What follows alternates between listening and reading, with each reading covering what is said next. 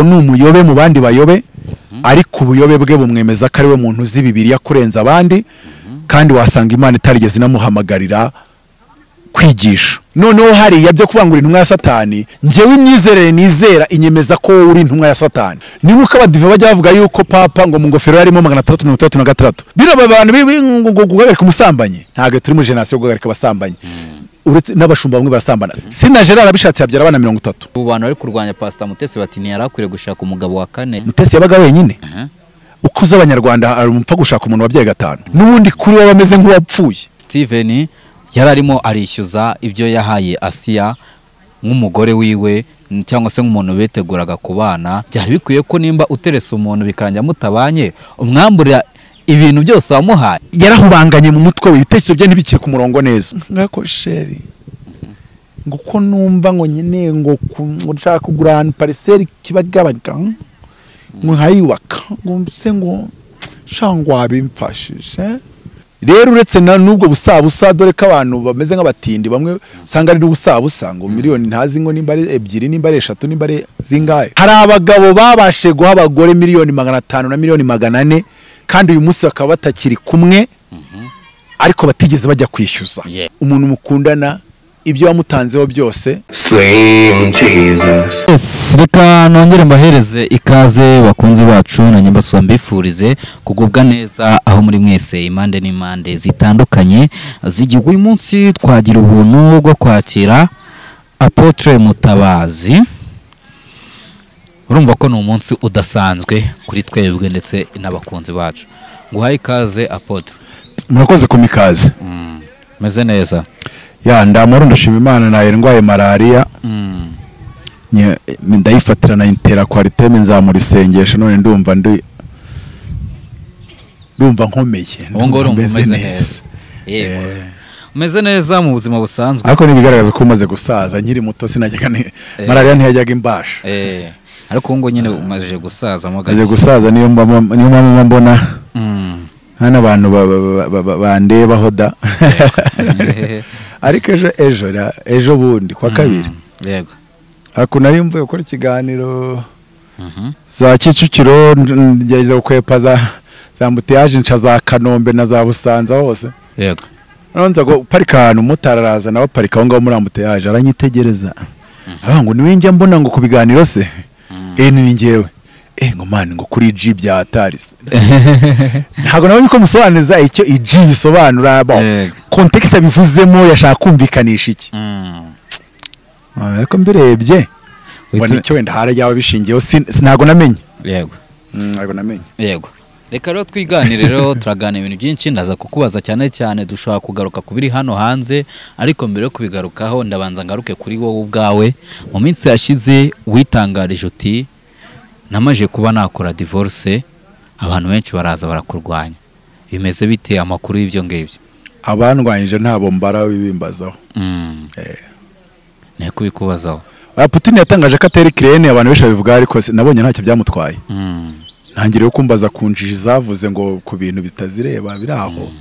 Ntago nabyinjiramo. Cyangwa se bari gushaka content bashaka views ubwo se nabyinjiramo. Uwo bita Pastor Claude ari mu bantu bakwatatse cyane ati Apotre Mutabazi.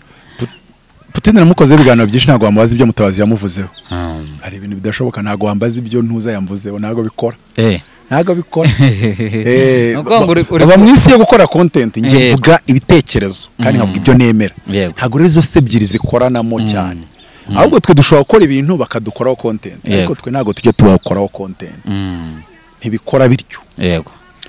Gusa tubizi ko muri iyi sara abantu afite uko bafata ko divorce kubera ko abantu benshi basaza b'abanyamadini bakuze babeshye ku kintu cya divorce cyane. Yego. Bakibeshyaho cyane. Noneho rero niba bashaka ikinyoma cyabo kijya hagaragara. Yego. Bakemeza ko barabanje bamwe bemeza yuko Bibiliya ibuza umuntu kuboneza urubyaro. Bamwe bakabihakana abandi bakabyemeza. Yego. Bibiliya ibwira abantu kubyara abana bashoboye kurera. Paulo nawe ubwe yaravuze ngo umuntu udashoboye gutunga abana bo mu rugo rwe ni mubi hanyuma y'abapagani. Yego. None ni guturabwira umuntu udashobora kwinjiza 5 bya buri munsi ngo nabyare uwa mbere ashyire wa kabiri ashyire wa gatatu bizabira bigoranye cyane ariko hari umuntu ukubwira ko ibyo bintu ngo yabivanye muri Bibiliya kandi umurongo wa Bibiliya avuga yuko umwemerera kubyara nakumutegeka kubyara benshi ahubwo ni nawo murongo umubwira kubyara bakeya yego wango itangiro ndumva ari 1:27 mubyare mwororoke mwuzure isi mwimenyereze ibirimo kandi mubitegeke be fruitful multiply replenish the earth subdue it and have dominion bivuze ngo iri jambo riravuga ngo byara kugira ngo abana bawe bagure bavane dominion aho uri bayijyane kure yego biravuze ngo byara kuko ufite dominion already umuntu wawe umukristo wawe urabibona ko adafite dominion nkaho wamwigishe kugira dominion uhise umwigisha kubyara ariko habanza kugira dominion hagakurikiraho kubyara bivuze ngo habanza kugira ikofi hagakurikiraho kubyara wewe wihutira no kubyara yego umusore ntago yemerewe gukunda yaba bino byo gutereta adafite amafaranga hagabyemerewe ubwo singa bya bindi abantu barenganya abakobwa nimba udakorera amafaranga winashaka ya gahunda donc umubiri wawe nutuze ntukikubaganye numara kubona amafaranga ahari icyo gihe uzatangire kuvuga ngo wabonye abakobwa beza ngo n'abagore beza ngo urumva washaka ngo urumva watereta yego kuko umugabo yahawe gutunga urugo uzatunga urugo nta n'igicero ufite oya burya nubwo abantu tujya turira abamotari kumva bararira kandi nabonye president ngo yabatumyeho namuhoranya arabakemurira yego uriya abamotari bari kuyivuza bakumvira turika abamotari n'abana beza cyane iminsi 30 cyane ko yavuga ati ni president wantumye buriya atongera ko ari president wamutumye ntago bari kubyizera abamotari bikundira president buriya kandi buriya banezerewe ntacyo wazo babwira bameze neza bameze neza gupfa kubandikira ariko nubwo barira icuma ritana rya buri munsi yego urumva ari kurira ariko hari akafite uzingewe ya silence yashize none najya kuyaka bati ugenda muri jeep ariko mwiyita jeep barayita ikise ko bayita jeep kandi nta n'igicero cy'umufuka gasanga ari gushaka kuguca menshi so urumva ariko nshobora kuba navuga ni wenda hari bitaratungana ariko ntago abanyarwanda bose bagenda muri jeep yego byanga bikunda hari abatanafite ivatire ariko nshatse kubwira yuko kuko natwe hari ibyo tuba tutarigezaho ari igihe abakobwa n'abagore bakureba ngo nubwo hatandukanye akabate mutabazi suko kwanga ariko nta kantu uhagaze ntago twakwitesa ntabwo mbazi biri mu mitima yabo ariko nako kaba karimo kuko iyo mba mfite amafaranga nta n'umukiro ubyina nabi by the way iyo umuntu afite amafaranga ahimba impamvu atagushaka umutabaza agira amakode menshi no Senateri Vode bavuze ko yagira nabonye muri commentaire yashatse umuntu azayandika hasi washanga uyu mugore biteguye no kukurya mwana ngo ahangaha no kuza wiyemeje tuvuge ko ariko bamubona gashobora ko atari kari kuko ndabizi ko nanjye abantu bambona gutyo kandi siko ndi ahubwo abantu duwe tukamarana nk'isaha ebyiri bati nimba ari umuntu woroheje uciye bugufi woroshye ibintu ni na wowe ariko nyine umuntu andebera hirya abitekereza ukundi no ariko yari senator hagaze agaciro kanini cyane bitewe n'imyaka amaze akora karimo kanaturenganya mfite imyaka 39 uragira ngo ngeramo amafaranga nk'ayo umuntu ufite imyaka 53 se cyangwa 52 oya rimwe nimwe murana turenganya kuko burya imyaka yo gukora amafaranga ni hagati ya 40 na 50 imyaka yo kubona amafaranga kabisa afatika ni hagati ya 40 na 50 ariko iyo umuntu imyaka 35 ubona adafite amafaranga arenze ntukabirakariremo keretse ubona afite ubunebwe adakunda gukora ubona nta maproje aba afite mu bitekerezo nta kirimo ariko nubona ari umuntu ufite courage atarayagira bihigiye ntacyo bitwaye so rero nari mvuze yuko ibintu ni neza nari nkomeje kuri cyo by'abasore badafite akantu ntago byemewe kuko mbere yuko umusore akunda mbere yuko ajya gushaka agomba kuba bashatse icyo akora icyo akora kiza mbere ntago kiza nyuma kuko urugo abagiye kurutunga ntago ruba rugiye kumutunga cyangwa ntawe uzarumutungira abadamu bo yashaka apfa kuba abonye umugabo wamushimye yego kandi uwo mugabo akaba abona urugo azarushobora cyangwa se azamubera umufasha mwiza kugira ngo bagere ku byo bagomba kugeraho muri ubu buzima nta kiba bitwaye wari ugiye kumbaza ngo nanjye koko warotangiye umbaza ngo naravuze ko ndi butandukane ntabwo byari inkuru nuko ababyigishije babibeshyeyemo bagerageza kumvisha abantu ko divorce itakabiba ku mukristo nakweretse ko Bibiliya yemera kuboneza kuko ikubwira ngo ubyare igihe wamaze kubona dominion ngo umuntu udashoboye gutunga abo mu rugo rwe reba noneho ukubanye n'umugore mufite kubatunga muri babiri gusa Bibiliya ibemerera kandi bategeka ko mwaba mutabyaye mwazabona mugiye gusaza mukabyara babiri ko namwe muri babiri mwazapfa mukabasiga bagasigara mu mwanya wanyu ariko burya Bibiliya ntago yemera yuko tuvuye no kuri ibyo Bibiliya ntago ukurikije ubwenge bwa Bibiliya no tuvuga amategeko ya Bibiliya ubwenge bwa Bibiliya nta muntu wakabaye arenza abana babiri ari employee keretse ari employer Sina Gerard abishatse yabyara abana 30 duretse gushyingura umusaza wari ifite abana 32 nabuzukuru 84 ariko bose n'abantu b'abagabo bafatika yego ariko niyo waba ministry ukaba uzi kakazi wowe uza kukaka ntabwo wa creating the job you are not a job creator you are a job seeker wakaba tarenza babiri buriya yo mu Rwanda baba baradufashe ba ministry bose babiri deputy babiri senateri babiri directeur w'ikigo runaka babiri no nese tuvuga ngo hari ubushomeri mu Rwanda bivuze iki wowe waka kazi ntugatanga none ubyaye 8 ngo nukuri minister ariko ikibazo wongeyemo abashomeri 6 to utare kandi ubwo bungi utarapfa n'umudamu utarapfa none wongeyemo 8 ariko tureka tubite 6 yego kuko wowe n'umugore wawe ndamufite nakazi ariko burya wa muntu utanga akazi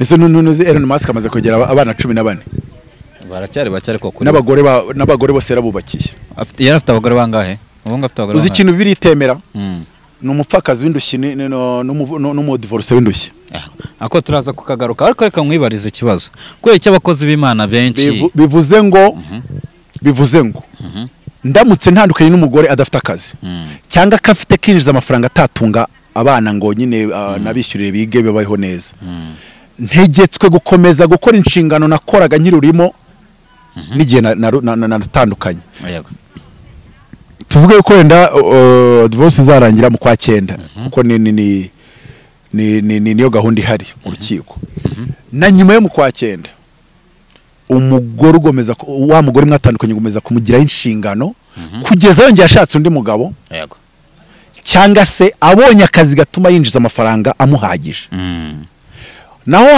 hari inyana zimbwa reka nunge mu rya Jolly zifata ukabona twaye vewiti umugore batandukanye agenda kuri moto hari ikibazo sibyo noneho byajya kuba nabi ugasanga mubyariye abana nese urumva yuzuye mu mutwe ntago yuzuye ntago umugabo aba yuzuye oya iyo utandukanye n'umugore nuko ari byo mutahuye iyo yahise ashaka ariko iyo adahise ashaka undi mugabo ukomeza kumukoraho inshingano zose wamukoragaho mwani magambo ninongera gushaka urabona ko nta nzu mfite uyu munsi nta niyo nubatse ari hose yego ninjya kubaka inzu nzabanza nibaza ikibazo kibaza ngo uwo twatandukanye niwe mbanza kubakira inzu cyangwa se ndabanza kubaka iyo mbanamo n'uwo tubana ese ko mfite n'abana ndabubakira inzu gutyo na gutyo ariko ari nk'ibishoboka amafaranga akabazi icyari nk'uko akunda ubona 500,000 zije gutyo kandi ndi hafi no kuzibona ni ukuvuga ngo nzabanza nubakira abana akazu ku buryo bagakodeshe kava mu 3,000 by'idolari cya 2 nyandika ku bana mfata indi nyubake swate mbanzi iyo uwo turi kumwe cyangwa iyo twatandukanye ariko bose mbafite inshingano zo kubakira icyo utakora ni kwa kujya gutera y'akabariro kuko mwaratandukanye ariko ibyo nibyo bibiri ibuza ibyo nibyo bibiri ibuza nyine abagore kuko bavangiwe bigishijwe n'abo banyedini b'amafuti baramwigisha ngo ntugatandukane kuko bamwigisha ngo tandukana banamubwira uko witwara iyo watandukanye mu nshingano impamvu utabwira umugabo ngo natandukane 5 mbarumbwira ukuntu abo bagore bose 5 uzajya bajya kubahahira none se utandukanye n'umugore ugumya kujya kumuhahira nkubaze nk'urugero byaranye n'umugore 5 uko uza abanyarwanda arumva gushaka umuntu wabyaye 5 uko baza abanyarwanda simvuze ko atakaba yashakwa ariko nuzi ko benshi bigira nabi ariko hari uwo bashatse ejo bundi ntago ukumbwira ukuvanga igitekerezo ko ngiye mvugira mu bitekerezo ujye winjira muri dimension y'igitekerezo nge navuze ngo suzi ko bigoye donc bivuye ngo biragoye ariko biba gake umuntu aza kumubwira ko yamukunze akanamukunda ariko yamubwira ko afite abana bangahe none yamubwira 5 agahita yiretira ariko hari nk'abantu reba ko nanjye njya numva nzashaka umuntu wabyaye ariko nkamuganisha yaba ari abana batarenze 2 reba ko nanjye ndi kwivugishwa 2 mfite 4 ubwiye mba ndi umusore mba ndi kuvuga ibihe kandi ubwiye ni karande turuka mu bunyarwanda umuzungu we kugushaka ufite 7 ifyo si ikibazo fa kuba yagukunze so urumva ko turi muri yose none kankubaze umubyayeho bana 5 muratandukanye ko ari byo mudahuje nawe ntavuge ngo gumana nanjye nimba hari imico ye utakunze nimba hari imyitwarire utakunze kandi ukabamubwiye ati yihindurika munanira nihangane mutandukane ariko se nk'urugero ukumva ndura mushaka tuvuga se ko wenda mwashaka kuba mubana nta kazi akora we arera abo bana kareba birote zabo akabakoresha amadovari kandi ubundi azakomeza akoresha amadovari n'ubundi azakomeza we mu rugo ntacyo akora none se uragira ngo ajye kuryama mu 15 none se reka nkubaza uragira ngo se ashaka umugabo mukandira akanyenyeri k'50 amumarane weekend nge mbafasha uri gushaka ko abana bawe watungisha iki ibyo byagutwara iki none biravuze ngo uyu mugore wowe utandukanye nawe nimba mwakodesha nk'inzu ya 200 wiyimukuramo ntago mu 200 wowe ugenda ujye gukodesha indi nushaka gukodesha geto ariko ya ni 200 ukomeze uyimwishyure nkuko yimwishyuraga muri kumwe stock ni borahira gukwezi itariki wahahiraga n'ubundi uhahi icyo gihe ukimufuhira udashaka kwa mugutwara fuha se nirihe kandi uri gukora inshingano zawe kuko nubwo watandukanye nawe iyo utandukanye ubundi bibiri kuntu bigaragaza umuntu mutandukanye asigara ari umuvandimwe mani magambo twatandukanye ubu ngubu kuri nge ni mushiki wanjye nkuko nzi ko bambwiye mushiki wawe aragonzwe n'imodoka agiye mu bitaro nkasanga nta wundi muvandimwe wo kumugeraho nahita mugeraho nta mafaranga se ndayaguza rero nubona umugabo utaraguza kugira ngo ahahire umugore batandukanye uzamenye ko uyu muntu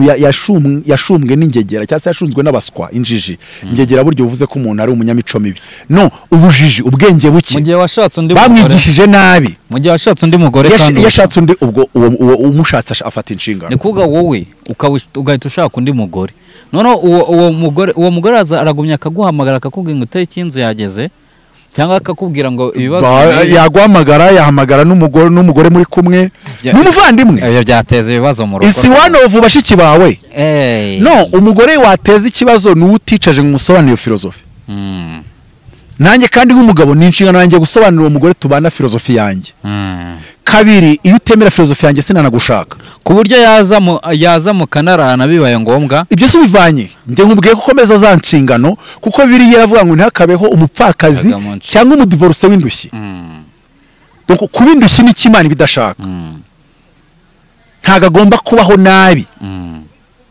nibyo bita kuba indushyi nyine njye ibyo bitekerezo byenda byumva biramutse bibaye ngombwa ko mujya nk'ahantu kure bikangonga ko murara icyo abajije nakubwiye ngo ntago murarana mu bundi se mujyane ko mwatandukanye ese undi reka mwibarize cyese mwajyanye kuvuza abana cyangwa kubajyana ku ishuri simbizi byari yego mwajyanye kuvuza abana sinzi circumstance ariko nta mpamvu ziri romantique zirimo ariko ni umuvandimwe warwara akagira icyo agufasha n'ibindi akare n'igihe abagore b'iki gihe iyo mutandukanye uramuhamagara akanagutuka urukundo b'iki gihe kubera ko nyine baravangiwe yego siko kuri kwakabaye gukurikizwa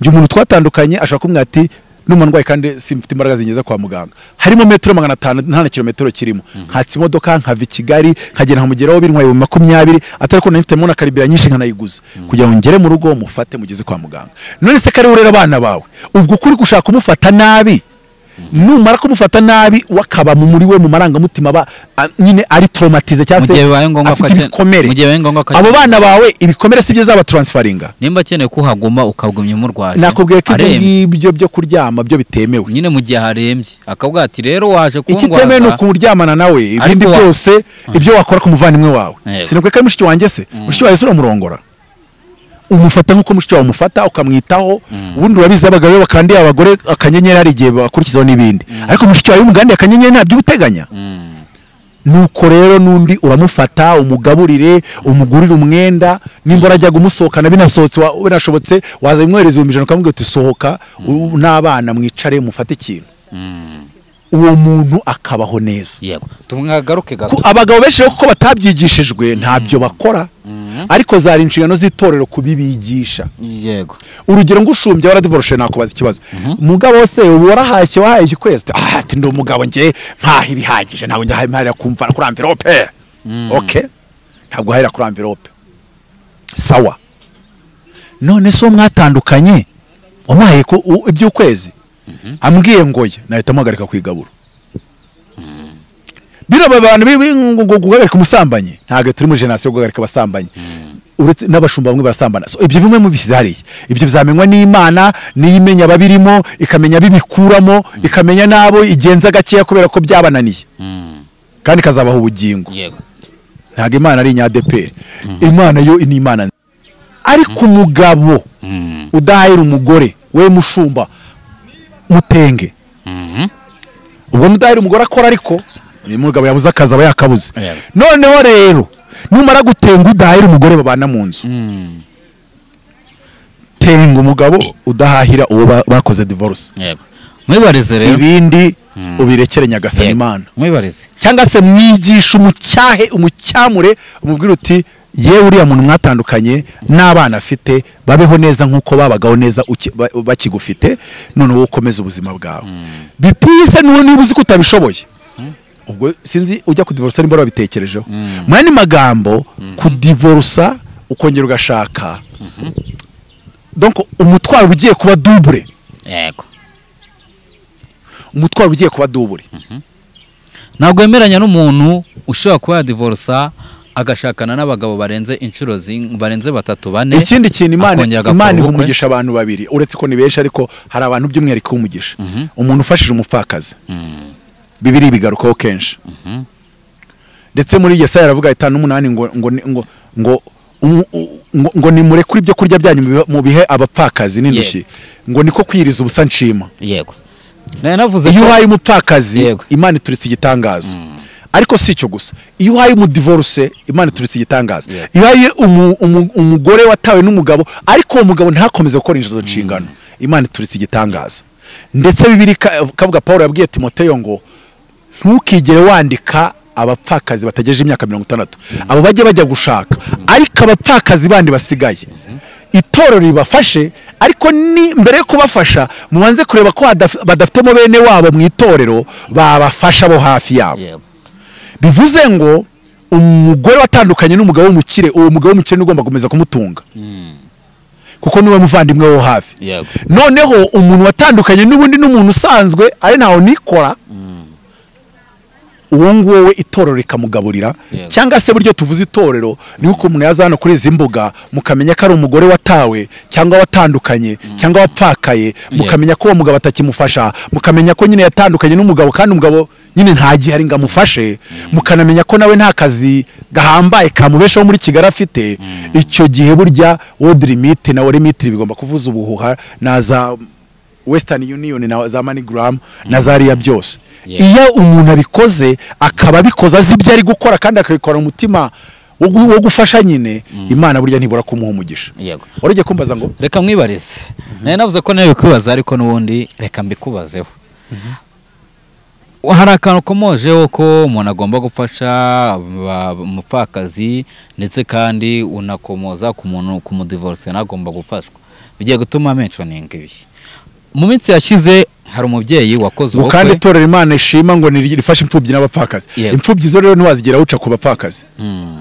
Yego mu minsi yashize batazana bashinja ngo mwafashe ku ngufu abatarageza imyaka njya nkunda guhana ntacyo mvugana n'abana mvugana ba nyina ubyibuze ukazabazwa ibindi ariko ntubazwe iby'abamineri. Yego nubanga iyo ushaka kugaburira imfubyi uca kuri nyina ubwo n'umupfakazi nyine cyangwa kuri se nimba wenda yarabuze nyina ariko mu yandi magambo burya abantu twongere kugira umutima wo gufasha abadivorce n'abapfakazi kabiri nta tandukaniro ba hagati y'umudivorce n'umupfakazi iyo umugabo watandukanye n'umugore ntacyo akora mu rugo donc mujye mumufasha nk'abafasha umupfakazi n'ubundi kuri we bameze nk'uwapfuye.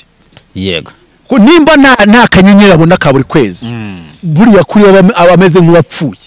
Rero n'abamufasha bajye bamufasha nk'abafasha umuntu rwose wabuze umuntu wamuzitse pe. Yego. Nuko biba bikubiye. Mu minsi yashize umubyeyi bita Pastor Mutesi yakoze ubukwe, abantu benshi baraza bamutera hejuru bati ashatse bwa kane nagagakwiye gushaka. Si ibyo gusa kandi hari uwo bita Asiya nawe hagiye amajwi wumva arimo arateretana n'umugabo bita Steven avuga ati ndagukunda ngize amahirwe naguterura, ati iyo ubukonje iyo mbishatse ngo nkoresha amazi akonje bikarekera. Urumva ese wowe ku giti cyawe ndabizi ko ushobora kuba warabikurikiranye cyangwa warabibonye, uwo iyo ubona abo bantu bari kurwanya Pastor Mutesi bati ntiyarakwiriye gushaka umugabo wa kane, wowe wabyumvishe mute, wabyumvishe ute? Ese byari bikwiye ko abantu bamurwanya? Ese byari bikwiye ko yashaka umugabo wa kane mu gihe batatu bamunaniye? Si yari gutuza akareka gushaka? Mbajije ikibazo kirimo ibintu byinshi kugeza n'ubu sindi kwibaza icyo ndimo nakubaza ikibazo kigira kiti uratuma nkarasa ikibazo cyawe mu bibazo ntashobora gusubiza. Kivanzemo ubuntu bumeze nk'ubutiko ngo amajwi y'abantu, amajwi si uyamenya nkande n'ubuzima bwabo bwite. Ubu ngibyo mvugana n'abantu ku matelefone se murabizi? Oya. Niteko nshinga ntiryemera ko yinjira mu butumwa abantu bohererezanya. Tuvuge ko bwakugezeho pari hazari. None si uciye kuri mushiki wawe yoga kubibonye pari hazari bigutunguye ukora iki? Witureba ku ruhande. Yego. Biravuze rero ngo nibyo bintu na mpita mbikira muri placard yo kuvuga ngo mbonye mushiki wanjye yambaye ubusa, bishyize muri placard yandebye ku ruhande. Ntago ari ibintu entertaining in the media. Okay, mwe mwabye entertaining kuko niyo level yanyu, ariko ngiye sinabikora. Yego.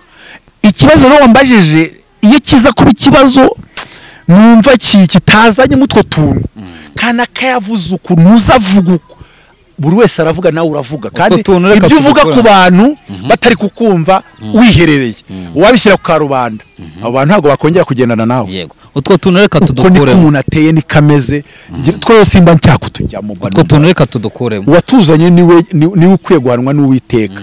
Uwatumye ibyo bintu abantu baganiriye hirya biza hano kuri rubanda nyamwinshi cyase ko ya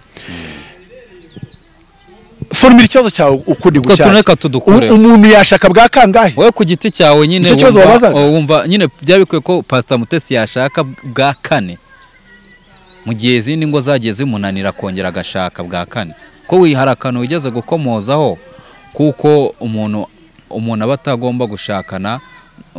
Wigeze kuvuga ko umuntu wabyaye kenshi Aburahamu yashatse Sara, Aburahamu yashatse Hagayi, Aburahamu yashatse Ketura, si babaye batatu. Twagiye kwa Yakobo.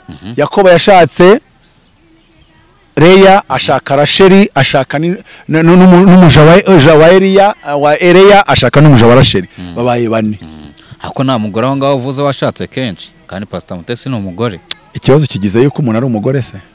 Ubu nicyo kibazo ufite tubwizanyije ukuri. Icyo kibazo cyafite ikibazo cy'ibintu baguteretse mu mutwe ngo umukozi w'Imana ntiyashaka bwa kabiri ntiyashaka bwa gatatu. Tujye tubwizanye ukuri ariko. Umukozi w'Imana nicyo kintu nibaza. Ndikumva ikibazo ufite si cyo kumwe ari umugore udaka umugabo. Uri gushaka kwepera aho ngaho. Ariko ndayamubwire ko gushaka kenshi nta bikorwa n'intwari. Ko abantu benshi urugo rwa mbere rwangiritse rwanze bitari namutera ibikomere bituma yumva yanze abagabo, bikamutera ibikomere bituma yavuga ngo ngiye sinzongera gushaka ngo nzirere abana. Ariko ibyo ni intege nke. Njewe nzajya nshaka umuntu unyikandira akanyenyeri ariko bibe kitenderani turangirizaho. Nzashaka uwo nkuraho inzu njye mumenyera gahunda ariko birangiriraho. Abantu benshi badivorushe nuko bitwara. Kandi ibyo ni by'Imana yanga. Yego. Ariko biraterwa n'ibikomere. Nanone nubwo Imana ibyanga, nanone tubyemere ko uyu muntu yarahubanganye mu mutwe we, ibitekerezo bye ntibikire ku murongo neza. Urumva muri make byari bikwiye ko yashaka. Bibiliya yivuga ijambo rivuga ngo ntibikwiriye yuko aba wenyine. Mutesi yabaga wenyine. Yego. Yarakwiye gushaka. Uyu munsi Mutabazi aba wenyine. Nashake mu izina rya Yesu. Umuntu wese uba wenyine, yaba yaratandukanye abigizemo uruhare, yaba yaratandukanye ari we kabitera, yaba yaratandukanye ari abirenganiyemo uwo babana ari we witwaye nabi, yaba yarapfakajwe, yaba apfa kubaba wenyine. Yego. Ntibikwiye ko umuntu aba wenyine.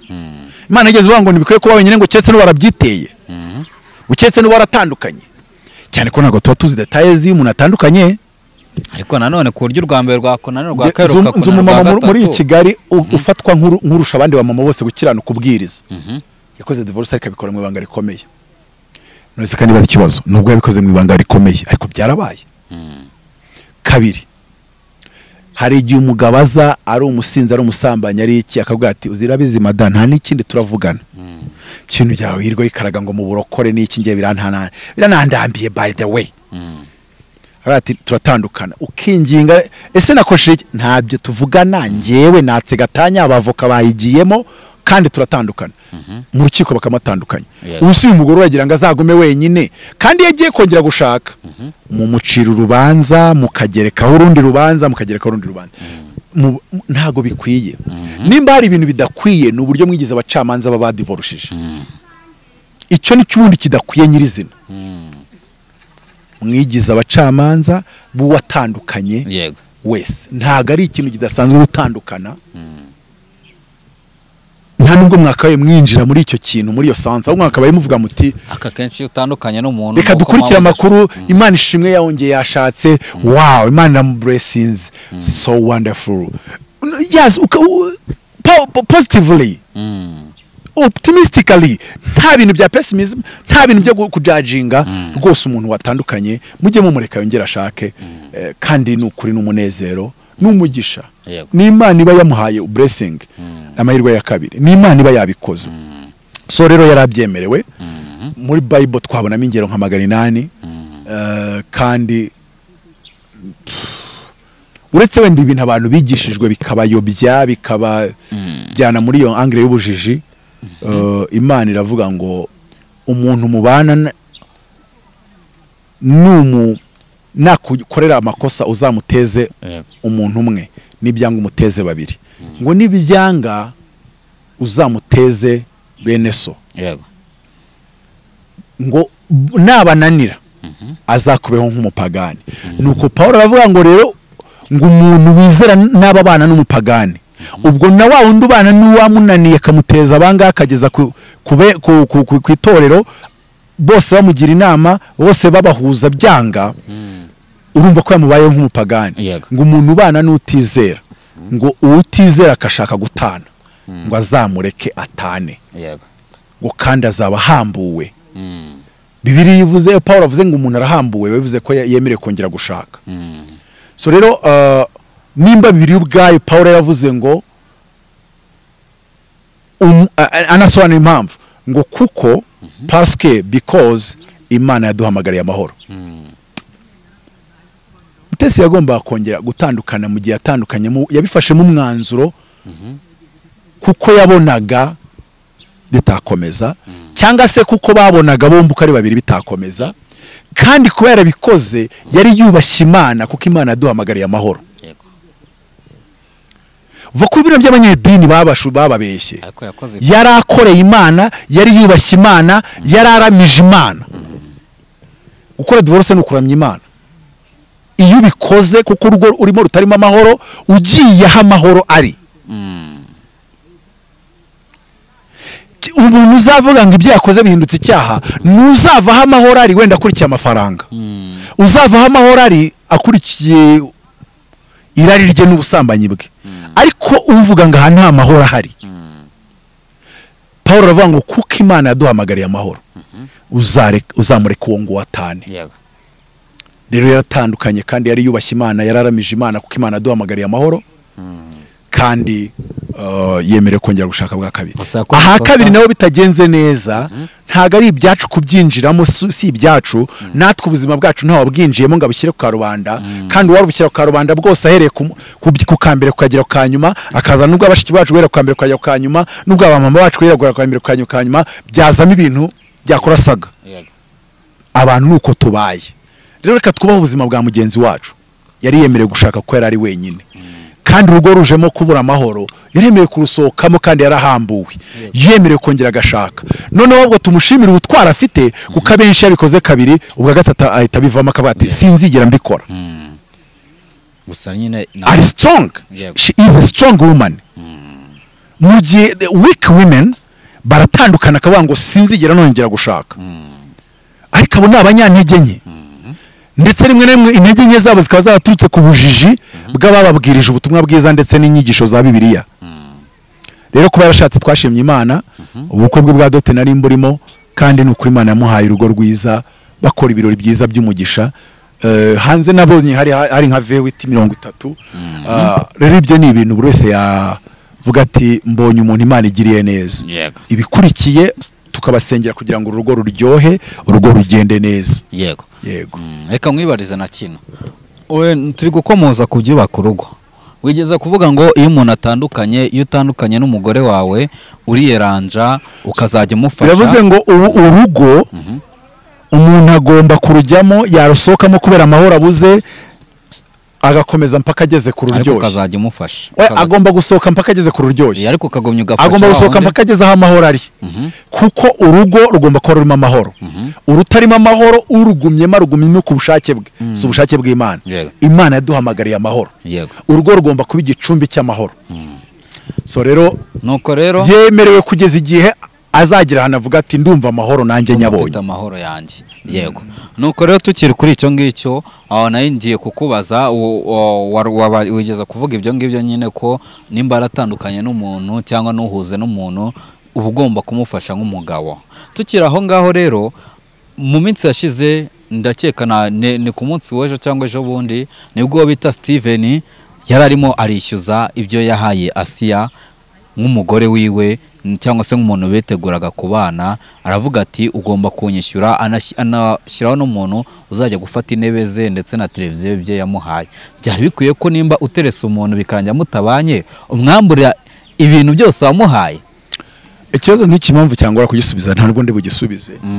Nuko ngisubije nk'ibyo uvuze bitarabaye. Urabizi ko muri media byarabaye biri seriye kuko hajyaza ibintu muri media biri exagere. Icyo ni cyambere bikabije bigatubura bikita ibintu uko bitari. Ibyo ndabizi ko bijya bibaho. None ugasanga ndi kumanta ku bintu bitanabaye kubera ko abantu babimaking up in the media. Icya kabiri niyo byarabaye sinibona ndi gukomantinga kuri privacy z'abantu kuko nanjye ngira iyanjye. Rero iyo uri kwishimira gukomanta kuri privacy y'abantu babiri uri kwibagirwa ko nawe ugira iyawe kandi abantu baje kwishyira muri commentaire no kwikuraho ibiganiro nabyo byaba urubanza. Rero birambangamira muri rusange. Icyo navuze abantu bagikuremo icyo babasha kumvamo, ariko kuvuga ngo ngiye kujya kuvugamo mba nageze mu buzima bw'umuntu indani. Nubwo wenda avuga ati ibintu biba byaragiye ku muhanda ariko ntabwo yanabishyize ku muhanda byanditseho ngo maze ngo uzashaka kubyinjiramo azanjoge angere aho ashaka. Njya nubaha abantu, numva ari inshingano yo buri muntu wese kubaha undi. Kuko iyo nshatse kuvuga ikintu ariko ntakivugiye ku buzima bw'undi mbasha kukivuga bijyoroheye. Ubwo navugaga ngo umuntu atandukana kuko Imana duhamagariye amahoro, sinavuze ngo rero ukanaka abanaga na kanaka ukanaka kajya muraza ku nkeke ngo bityo amahoro arabura. Urumva ko aho ngaho uwinjiye muri privacy yabo kandi niwari kubura uko uvuga message yawe. Niyo mpamvu none nshaka kunsubiza none biba bingoye ngewe kunsubiza none tutabitaye mu buryo bwo kwigisha. Tuvuge tuti nimba bibaye ngombwa ko umugabo atandukanye n'umugore yarangiza nako umugabo atandukanye na fiancé bendaga kubana, ubagenda ukamubwira ati nsubiza ibyo naguhaye mu gihe twari turi guteretana cyangwa mu gihe twari turi kwitegura kubana. Uzabimbaza ikindi gihe utashyizemo ayo mazina kuko warenje gushyiramo amazina niyo nabisubiza separately. Abantu bari kunyumva baragira ngo nicyo ndi kuvuga kuri the two kandi the two sinzi byabaye hagati yabo kandi media sinjya nyizera kiretse hari umwe aje akavuga ati byagenze uko n'undi akaza akabihamya ati uko yabivuze niko byagenze. Otherwise abantu batuzanira amakuru afata tubiri turi two akongeramo 8 tutari two. Mu magambo makeya aho hantu niho usanga twisanzaho kandi ngiye nkuko nabikubwiye niyo byaba ari ukujana kwijana. Iyi bintu nabonye narangiye kubona ko privacy z'abantu sinkunda kubitindamo kuko abantu bagira ubuzima bwite bwabo. Niyo bihagira bacika bikajya hanze nkomeza ngiye kubaha ko ari ubuzima bwabo bwite. Gusa buri muntu wese nanone agira imyumvire ye. Nkuko imyumvire ya Mutabazi wumva iganisha mu kuvuga ngo umugore ugomba gukomeza kumwitaho, hari undi mugabo uvuga ati nta nicyo yazambwira. rero kubera ko umuntu wese akora ibingana n'ibyo atekereza. Ako nanone umwita ariko bitewe nuko ari we wishinja ko ari wakoze ikosa. Icyo mvuga buri muntu wese yita ku muntu kuko ariko abitekereza kuko umutima nama w'umwemeza kubikora. So rero imitekerereze umuntu afite n'uburere umuntu afite n'ubupfura umuntu afite ushobora kumwemeza ngo burya hari abasore akubwira ati umukobwa na Terese n'urugero umuntu yatanze aravuga ngo ariko se buriya ngo umu ex wawe w'umukobwa wari inkoko zawe inshuro zitabarika wagiye kwaka ijana ukarimuha desi ukayamuha nyuma y'imyaka 3 byibuze ubariranyije ukabona yaragutwaye nka miliyoni n'igice ayuzi wowe wamutanzeho akagenda ngo umunsi umwe akazakorereza momo ya miliyoni cyangwa 500 yamara kugera agahita kwandikira ngo ngo ihangane yansubize ngo nayo nshaka kuyohereza ngo umusheri wanjye ngo noneho ngakuyoberaho noneho umuntu akabaza ngo wayamuha ngo cyangwa wahita uyafatiye ukavuga ati ndahera kuri aya ngaya n'ubundi ari no gutakajeho yari menshi. Umuntu yatanze icyo kibazo ariko babesha yagisubiza bitandukanye ariko nka personally ingireka mubwira icyo ko nagisubiza yandi wamutanze atandukanye nkuko nawe atashaka kuza kwishyuza ngo ko cyagiye buriya ngo narayi wawe ngo burya ngo tubariye ngo kwijoro ngo ubundi ngo ijoro babara 300 cyangwa 500 ntago yakubariye karikire zikoze gutyo. Donc muri kumwe wari wishimye igitari wishimye warasohotse cyagire mwari muri kumwe bya byishimo wakuragamo none se ubo bantu bagiye kureba Arsenal bakishyura nimba batakifana kubera wenda itagitsinda n'urugero nibyo mvuze ariko ntago mvuze ko itagitsinda bazajya kwishyuza ayo bishyuye kuri stade yose ngo cyagiye wari kumwe n'uriya mukobwa ayo wabashe guspendinga yajyanye n'icyo byaguhaye n'ibyishimo byaguhaye donc nicyo byaguhaye akanyamuneza n'ibindi byose wabashe kuronka mu gihe mwari mukiri kumwe nkuko iyo mukomezanya n'ubundi wakomeza ugasohora andi mafaranga ariko ntago waza kwishyuza ntago bibaho ntago ari nabyo rwose. Munyurabwenge ku muntu ufite ubumuntu n'ubwenge no gushyira mu gaciro biba bigize ariko nanone hari igihe utazabuza umuntu watanze ideni kujya kuryishyuza hari igihe utabuza umuntu wabwiye umuntu ati ndakugurije kubera ko amugurije bazajya mu murenge ubwo ideni rikarangirana no kujya mu murenge ariko ajya kuyamuha barabwiranye ko bagurizanyije. Ibi byose rero biturukana hagati y'imitima ibiri, abo bantu babiri nibo baziranye ibyo baganiriye kandi buri wese abaye umunyakuri. Ibyaje muri format y'ideni birishyurwa, ibyaje muri format y'impano nta usubiza nta waka impano ntavuga ngo nsubiza impano wampaye. Yego ndumva rero in general mu rukundo nta cyishyuzwa keretse cyaje cyitwa ideni kandi uko tubizi mu rukundo nta deni rikunda kubamo. Burya abantu bakundana byuzuye niyo yabakwaka miliyoni 300 aravuga nkako sheri ngo ko numva ngo nyine ngo nshaka kugura parcelle kibagabaga ngo nkayubaka ngo se ngo shangwa bimfashije bakamuhereza bakamukandira kuri konti bagatransferinga miliyoni 300 atireba yagezeho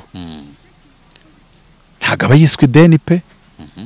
Rero uretse nubwo busabusa dore ko abantu bameze nk'abatindi bamwe usanga ari ubusabusa ngo miliyoni ntazi ngo nimba ari 2 nimba ari 3 nimba ari zingahe.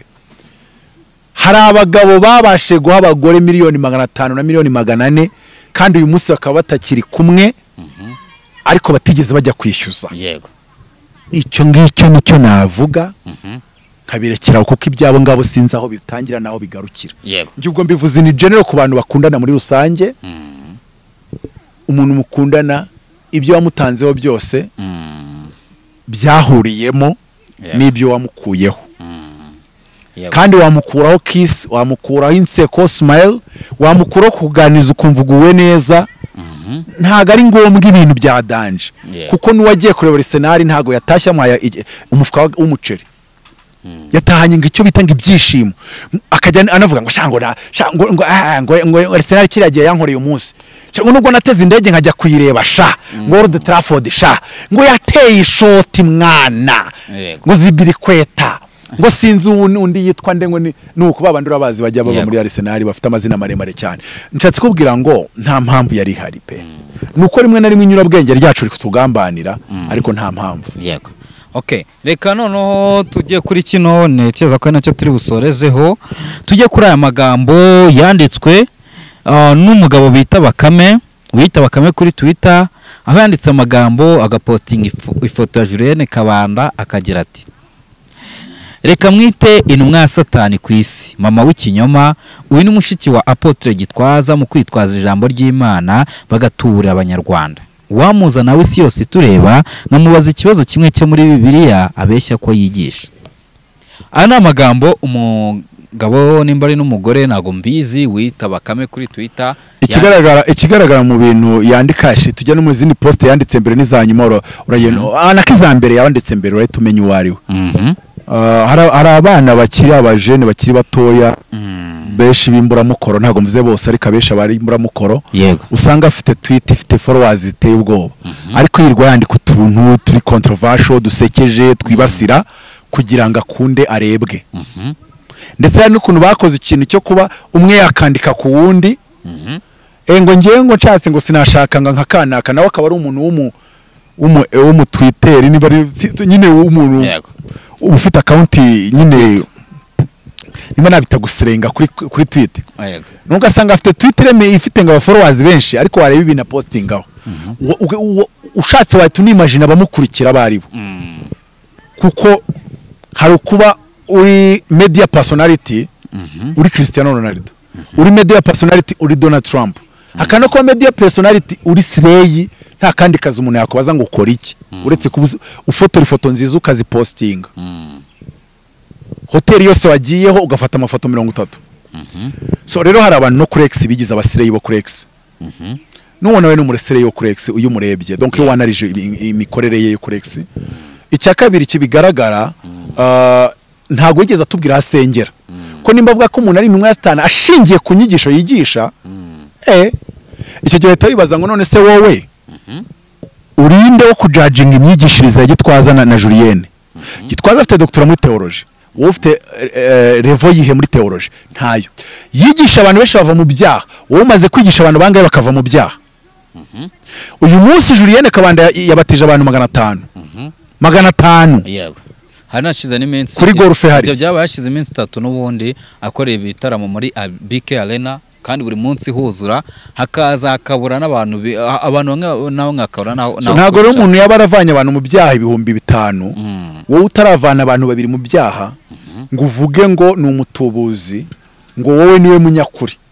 Icya kabiri tubwire wowe ibyo uzi wabyigishwe nande turebe uwo muntu tumukompare nabo bantu babiri turebe abo yabatije uwo muntu wakwigishije wowe turebe n'aba yavanye mu byaha turarebe ko birira banga muzamenyera ku mbuto zabo kandi zira mbuto yavuga ntago ari soya sorgo mayize ntago ari banga ngo nukora ibyaha ngo ari muri ngo abantu tutamenyera ku mbuto zabo ngo none ngo nituri kumva ngo basambanye ntago ari zira mbuto bibiri yavugaga za mbuto ziba mu ijambo rivuga ngo imbuto imwe yaguye ku kara indigwa mu mahwa indigwa ngo yera imbutizi ngo nukora imbuto ni ijambo ngo kandi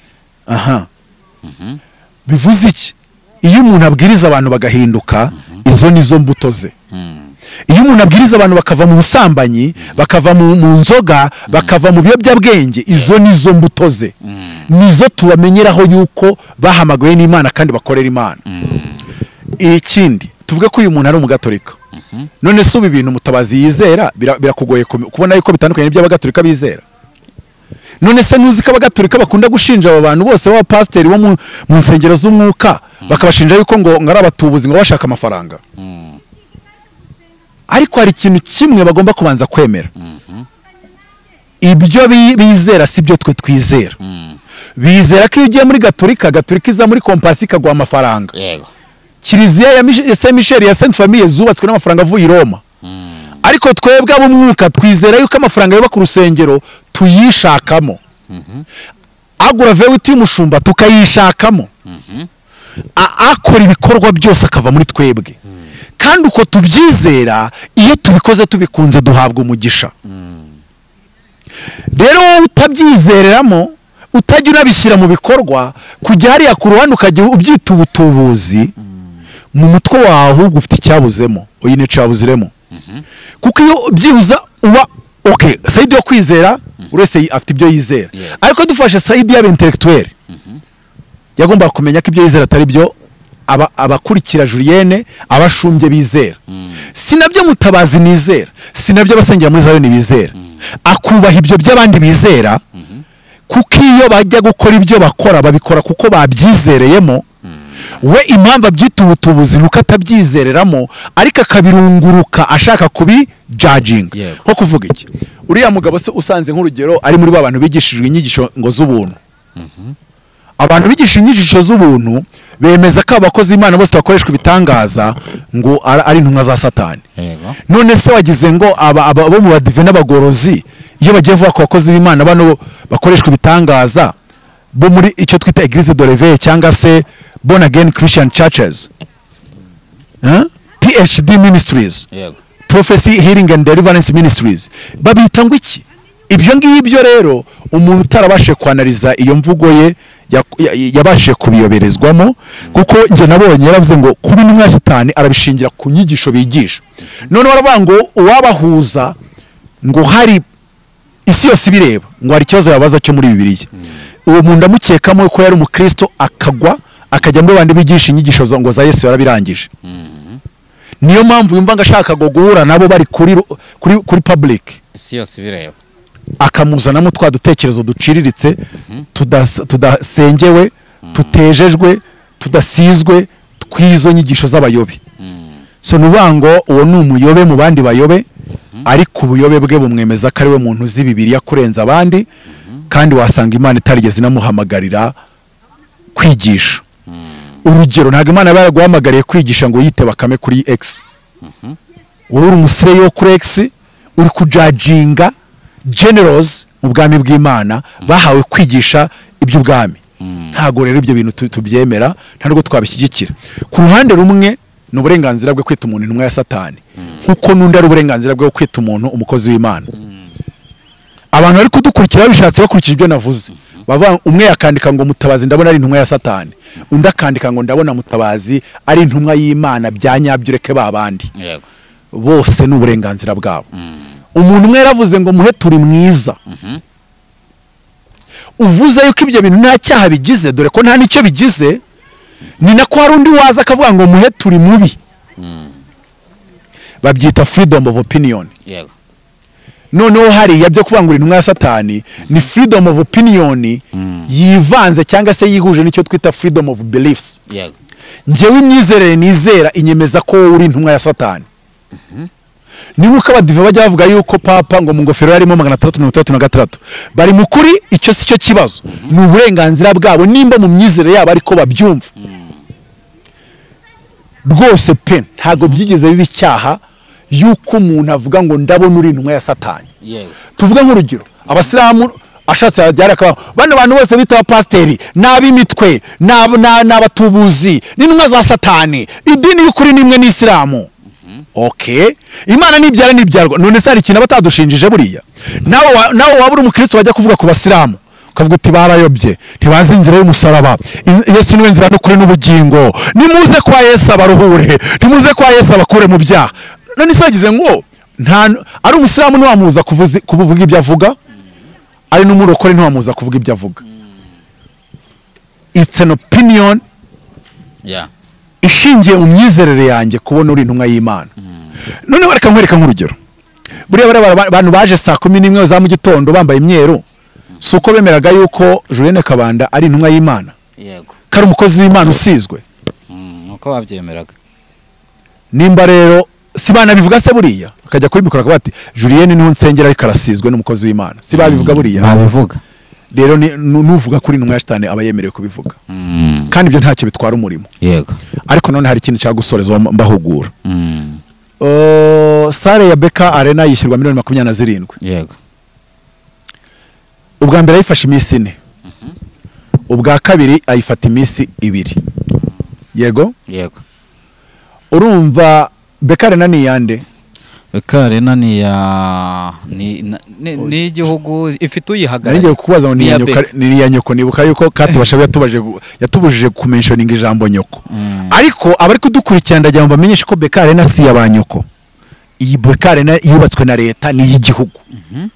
None miliyoni 27 gukura iminsi 6 buriya Julienne Kabanda yishyuye cya Grace Room yishyuye angahe leta? Narazi kubye nsanga ari miliyoni 132. Ntugakinisha umuntu wishyura mu isanduku ya leta miliyoni 132 ngo ukineye ku izina ry'uko wiboneye. Erega buriya abayarabaye umufatanya bikorwa wa leta. Yego. Bishobora gutuma wenda ngi wanyise umukozi wa shitani batamukurikirana ariko uwabyise Julienne Kabanda bakabyegereza umutima bashobora kuba impamvu nyinshi. Iya nyuma rero ndavugira RIB cyangwa se mvugira inzego ziramutse zishatse kubyinjiramo. Ese yaba ari ihe fenêtre bakoresheje babyinjiramo? No kuvuga ngo mu Rwanda twahisemo démocratie consensuelle à diverses idées politiques. Bivuze ngo nta muntu uri kwiyamamariza kuba perezida wemerewe guhangana kwibasira undi muntu bahanganiye uwo mwanya. Mu gihe muri Kenya no muri South Africa no muri Amerika nta kindi kintu Trump akoreyo abonye Kamala Harris aramubwira ngo you have an ugly face, wowe ufite isura mbi cyane, isura yawe nticuruza. Akongera akavuga ngo you are an incompetent woman. Na Kamala Harris agahita avuga ati wowe uri Hitler. Is their opinion. Ariko mu Rwanda twahisemo ikintu cyo kwirinda confrontation yose, kuko iyo demokrasi yo muri Kenya, muri Amerika no muri South Africa bayita confrontational democracy. Demokrasi confrontationnelle. Iyo mu Rwanda muri constitution twanditse nk'uko duhisemo demokrasi consensuelle. Bivuze ngo nta wakiyamamariza kuba perezida ahangana n'undi mukandida. Biravuze ngo iyo consensus iraza kanagera no mu buzima bwo kuri YouTube. None se nabonye ko no muri showbiz iyo muhanganye muri babiri RIB mwese bahamagara. Yego. Bivuze ngo mu Rwanda ntago inzego zakemera yuko abaturage babiri bajya muri media ngo bahangane. Icyo baba bahanganira cyose. Yego. Rero uriya mwana umuvangirwe Bakame yarazanye ikintu cya confrontational. Yego. Imyizerere confrontational beliefs. Kandi niba tudashaka confrontational democracy, the confrontational campaign, presidential campaign, tunashaka confrontational beliefs. Yego. Umudive niyigisha nk'ibyo ADPR yigisha, ariko bibaye byiza umudive najye hariya kuri channel ye yigisha ibyo abadive bemera, narangiza n'umwa ADPR ajye hariya nawe yigisha ibyo abadeperi bemera. Ariko umudive ntazanywe kuri kamera no gusenya abadeperi no kubita intumwa za shetani, none n'umwadeperi ntazanywe kuri kamera no kubita intumwa za shetani no kubita abavangirwe. Donc amahitamo y'abanyarwanda, amateka twaciyemo, twirinda amacakubiri, twirinda ihangana n'urwango aho rwaturuka hose. Bishobora kuba impamvu yumvikana ko mu Rwanda bashaka ibyaha muri message y'uwavuze ngo kanaka ni intumwa ya Satani. Mu gihe mu bindi bihugu Kayanja bamwita intumwa ya Satani ntawe ubakurikirana, Kakande bakabimwita ntawe ubakurikirana, TB Joshua barabimwitaga ntawe ubakurikirana, n'abandi. Yego. Muri ibyo bihugu ntago bafite amateka nkayo dufite. Muri ibyo bihugu ntago banditse muri constitution yabo ngo bahisemo demokrasi consensuelle. Yego. Hiyo twahisemo. Nimba n'abaperezida babi bagiye kwiyamamaza bahangana, bakibasirana, buri wese agakubita hasi mugenzi we, biravuze ngo n'abapasteri baho babikora. Ariko abapasteri bo mu Rwanda kuko ntago abapasteri bo mu Rwanda n'abanyamyizerere nka Bakame na Julienne n'urugero nubwo nta nabo bahuriye, ntago wavuga ko batagengwa na constitution. Yego. Nabo constitution irabareba. Kandi twahisemo demokrasi y'ubwumvikane, itari hangana. Ntago ro twakemera ihangana irya ryose aho ryaturuka ahariho hose. Ariko is the freedom of speech. Ibi byose bihurije hamwe bibyara ko ndi mu kindi gihugu ntari mu Rwanda, imyizerere yanjye ikabinyemeza kuri intumwa ya Satani, imboni yanjye ikabinyemeza kuri intumwa ya Satani. aba ari uburenganzira bwanjye kubivuga. Yego.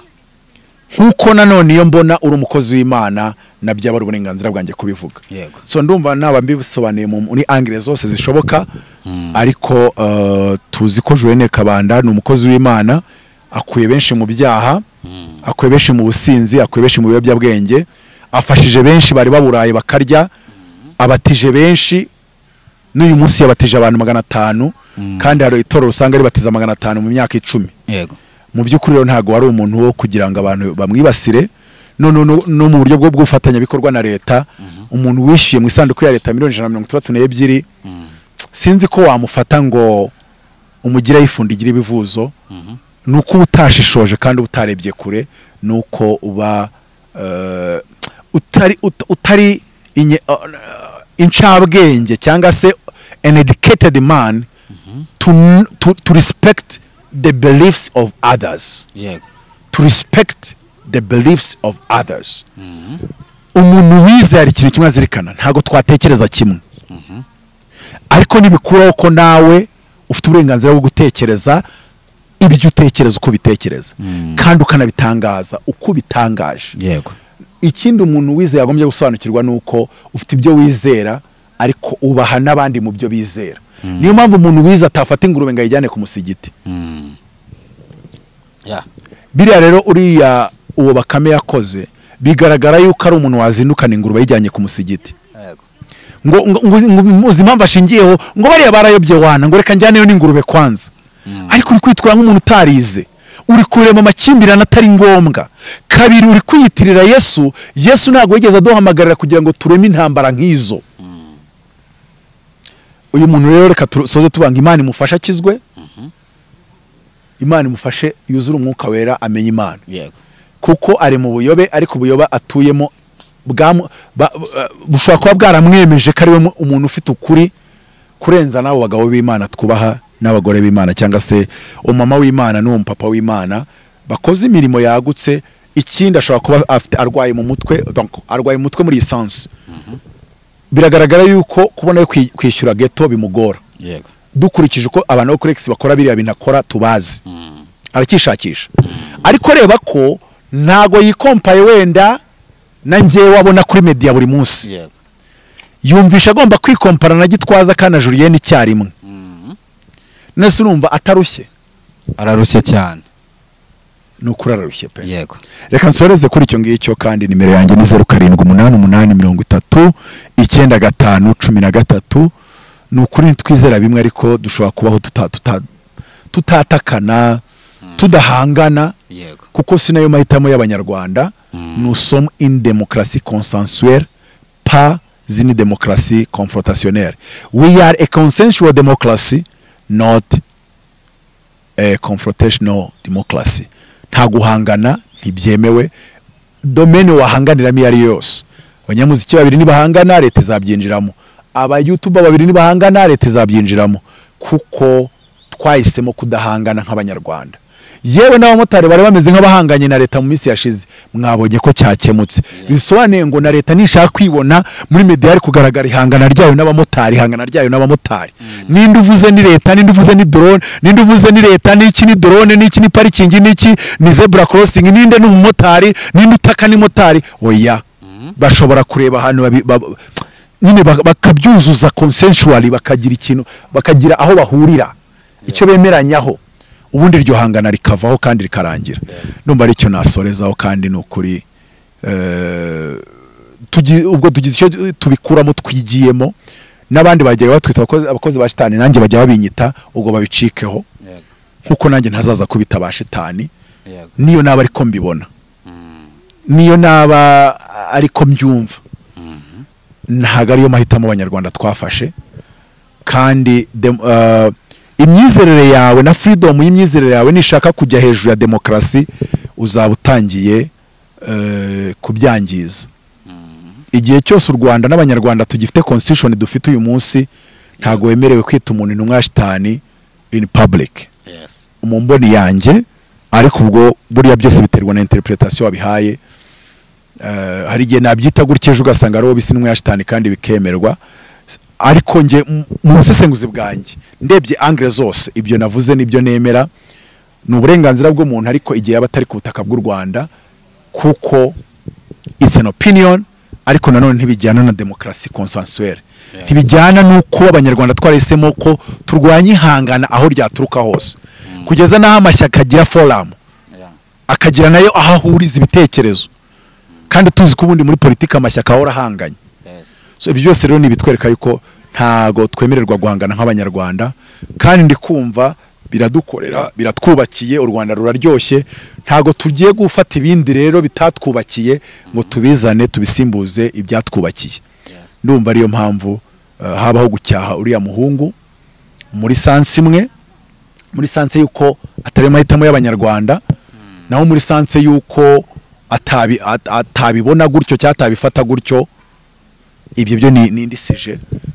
kuko nta uzi nimba koko Julienne ari umukozi w'Imana cyangwa se ngamenye nimba ari umukozi wa shitani keretse wabahawe impano y'ubugenzuzi akabihishurirwa binyuze muri iyo mpano y'ubugenzuzi nanone kandi keretse mu mutabazi nareba ibikorwa akora nkavuga nka Nikodemo ngo nta wakora ibikorwa nk'ibukora ataratumwe n'Imana ibyo nabyo bijya bibaho ariko nanone ntago babihagije ntago iby'umwuka bigenzurirwa muri analize n'ubusesenguzi bushobora nabwo gushingira ku byo wizera kuko n'ubusesenguzi bwa Nikodemo kuri Yesu buvuga ngo ntiyakora ibitangaza ataratumwe n'Imana icyo gihe Nikodemo ntari yakabonye abantu bagura imbaraga za Nigeria ibitangaza bakora byashingiraga ku myizerere afite imwemeza ko ibitangaza bikorwa n'abaturutse ku Mana bonyine ndumva araho nasoreza rero nimero nayibahaye ni 0788839513 ubundi tugakomeza tukafashanya uko dushoboye kandi nicyo wumva nagufashaho cyangwa se nawe icyo wumva wamfashaho cyangwa se abantu nimagirirane donc ushobora kumbwira uti nsengera ushobora kumbwira uti ngira inama kuri iki niki ushobora kumbwira uti ngiye gutandukana nabi mfasha no kumva ibyo ndimo ushobora kumbwira uti natandukanye ariko niyumva nya hari ibintu byinshi abantu bafashanya niyo mpamvu tuba dutanze nimero kandi nanjye ushobora kunshyigikira kuko tubafashisha iby'umwuka natwe bigeze kubifatika n'iby'ubutunzi rwose tubikura muri mwebwe bitewe n'Imana yahaye uwo mutima kandi ikamuhira iryo jwi ikamwongorera akumva nawe aradukunze akunze ibyo twavuze kandi byamwubatse akavuga ati ndumva nanjye nshaka gushyigikira ayo mavuta no kubiba imbuto yanjye muri uwo murimo mukora ndumva ari icyo ngicyo nta gahato rwose bikora ubishaka n'ubikunze kandi nubwo bamwe babyita wenda ko ari ubutubuzi bakumva ko wenda bitagakozwe ahari wenda ko basengera mu matorero afite amafaranga aturuka za Vatikani no mu Bwongereza no muri Amerika wenda bitewe Anglikani ababatista n'abagatolika cyangwa se wenda nimba n'abandi bafite aho ayabaturuka ariko burya iyo dukurikije icyo Bibiliya ivuga kandi bigakurikiza n'umutima nama w'ubyumva akavuga ati ndumva uyu muntu aho duhuriye aramfasha aho duhuriye kuri YouTube nkamwumva aramfasha akumva umutima nama we umwemeje vangore ku umuntu mushyigikire kiba gitoya kiba kinini burya abagize neza kandi Imana imuha umugisha ndumva nasoreza ngo nkavuga ngo tuzasubira ubutaha twatangiye ndabona butangiye kwiraho gakeya ariko n'ubutaha nibidukundira nzaboneka tugane no ku bindi